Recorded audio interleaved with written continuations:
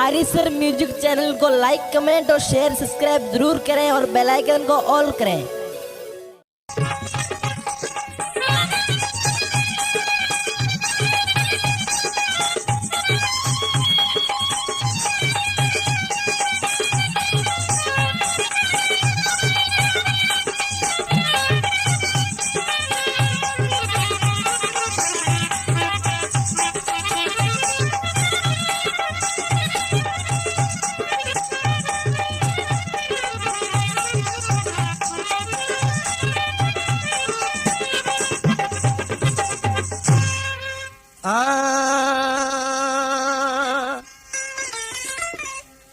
खारो खूह मिठो न थिए, खारो खूह मिठो न थिए, तोड़े जाम पियारी से जरवो।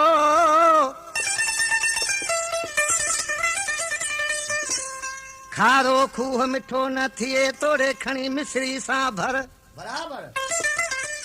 अक कढई अंब न थिए तो जाम पियारी से जर, ऐ परायो पंहिंजो न थिए अला, तोड़े लुटे डी से घर आ। अदा साईं हिन कलाम जो शायर मलक वसाए पोटवा जेको मुंहिंजो दोस्त अॻे बि मुंहिंजो काफ़ी कलाम चया आहिनि। आजकोट महबूब अची वापसि हलण जी ॻाल्हि कयईं त ॾिसी हुनखे हथ बजो कहिड़ा अर्ज़ करे पियो। उस्ताद मोहम्मद चए पियो त मूंखे इहा उमेद तो आयो त कमु वटि राति रह त पाका महफ़ल करूं। छा चएसि पियो? ऐं भाई मां कारा तड़ी रहंदे तराड़ लरू रिजाया, भाई मां कारा तड़ी रहंदे तराड़ लरू रिजाया, अञा ॻाल्हियूं हुयूं गच के अंदर जा हाल ओरिया।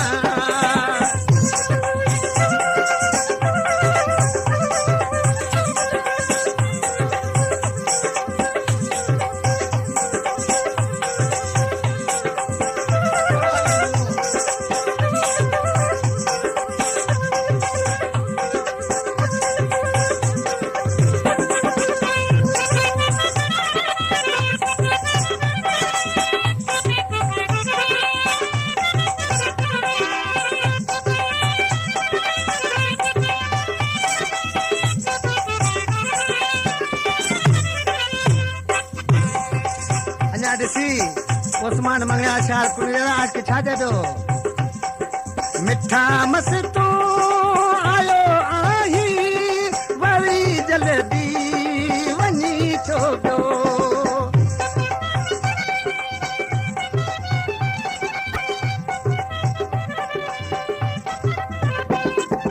मिठा मस्तू आयो आही वरी जल्दी छोड़ो, दिल्ली दिल्ली जूं सजूं ॻाल्हियूं खोले तोखे ॿुधाया, दिल्ली दिल्ली जूं सजूं ॻाल्हियूं खोले तोखे ॿुधाया।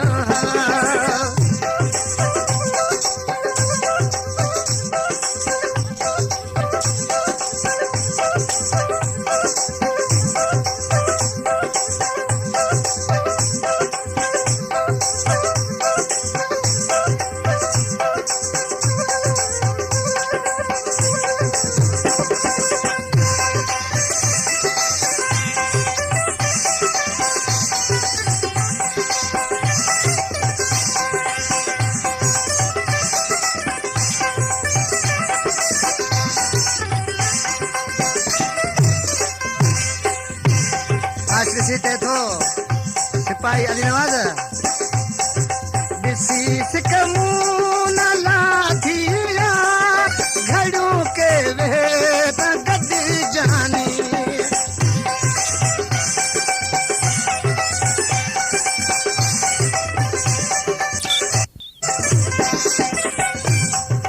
ॾिसी सिकमूं न लाथिया, घड़ू के वे त गॾु जानी, हथन गुलड़ा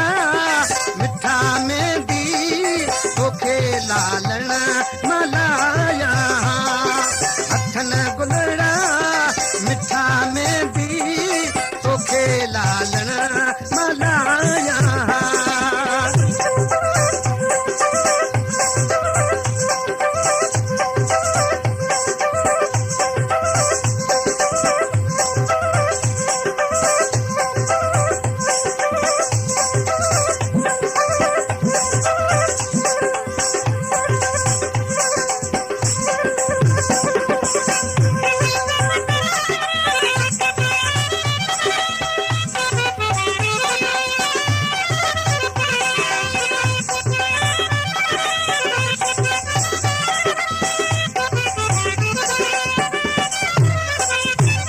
नाले जी मिसल में ॾिसी इज़त खान मलक छा ॿुधाए पियो वसाए पोटा मलक तो ही जा आहिन एहसान लख मूं ते